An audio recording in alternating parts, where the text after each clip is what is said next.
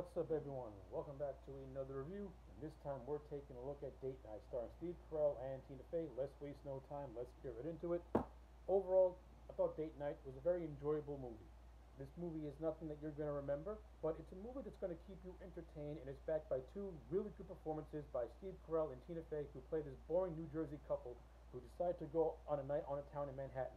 But through a case of mistaken identity, they're now on the run and have to survive the night. And that's where a lot of the comedy comes from. It comes from the mistaken identity and the fact that these two boring people now have to have a night that they did not plan for. And that's where a lot of the comedy comes from. And I thought Steve Carell and Tina Fey did a really good job in these roles. They have really good on-screen chemistry with one another, and that's pretty much it. Don't really have a whole lot to say about their performances. I thought they were really, really funny in the roles. The supporting cast in this movie, I think, is overall solid, though very underutilized. This movie has actors like Ray Liotta, Mark Wahlberg, Taj P. Henson, Common, and William Fisher. And Mark Ruffalo. They all have like little minor roles in this movie that play into the overall plot. But in terms of leaving any memorable mark in this film, not really. The only thing that Mark Wahlberg does in this movie is that he appears shirtless, and the running gag is everyone begging him to put a shirt on because his pecs are showing. But he does add a little something of value to the plot since the Claire character is a realtor. She has a connection to the Holbrook character, and that's how he's able to help them in their cause. So, yeah. Even though I think Mark Wahlberg is very underutilized in this movie and is basically used as a running gag, he at least adds some value to the plot. Ray Liotta and William Fisher. Ray Liotta plays a gangster named Joey Mulatto, and Fisher plays a corrupted politician who is in bed with the Mulatto character. I thought they were okay. Ray Liotta has a handful of scenes, not enough to make him come across as a viable threat. Uh, Fisher's character doesn't really have a prominent role till you get to the end of the movie, and but all through that, there's this whole thing of a flash drive, and the whole flash drive is pretty much being is going to be used to blackmail the Fisher character.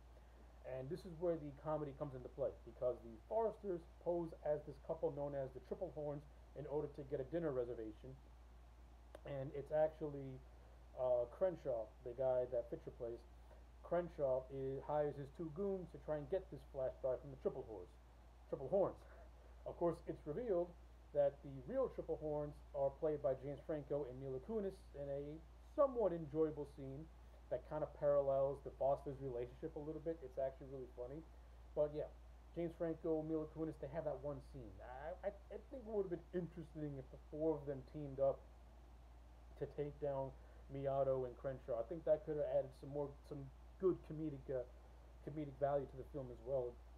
I think it would have made the movie a little bit more funny. That's what I'm trying to get at. Like the Mark Wahlberg character could have used a little bit more extension without just being a running gag. Miato and Crenshaw could have been built up more as viable threats instead of just being largely kept in the background when all their goons are doing the heavy lifting.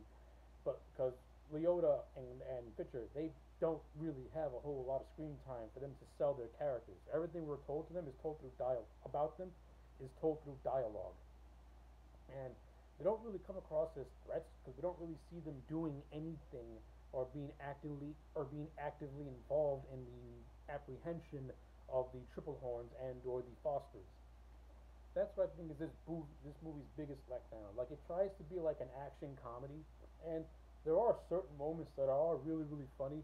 There's this really, really hilarious car chase that involves J.B. Smoove, plays a taxi driver, and his taxi and the Triple Horns car kind of become interlocked with one another, and it's just a goofy yet very, very funny, over the top action sequence.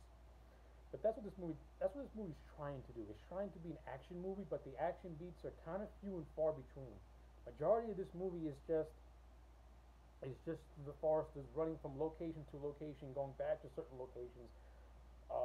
There's not a whole lot of action going on, despite a couple of beats here and there, and despite a couple of chases here and there. It's most of them just bouncing around from location to location, and pretty much this movie trying to be bigger than what it really is. And that's what I think this movie's biggest flaw.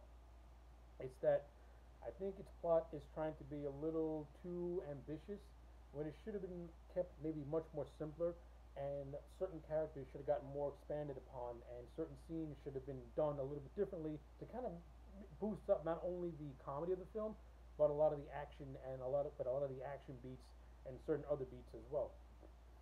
That's just how I feel about Date Night. I mean, as an overall package, I do find the movie to be entertaining for what it is and for how it stands. It's not a comedy that you're going to remember after you watch it, but you can put it on and you're going to be very entertained because at the end of the day, it is very entertaining. Carell and Faye are very entertaining in this movie.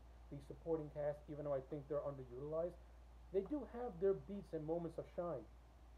And that's pretty much all I got to say about Date Night. At the end of the day, I'm going to give this movie a solid 6.5 out of 10. I recommend it. So, yeah, those are my thoughts on Date Night. Let me know yours in the comment sections down below. Like the video and subscribe, and I'll check you back next time for more.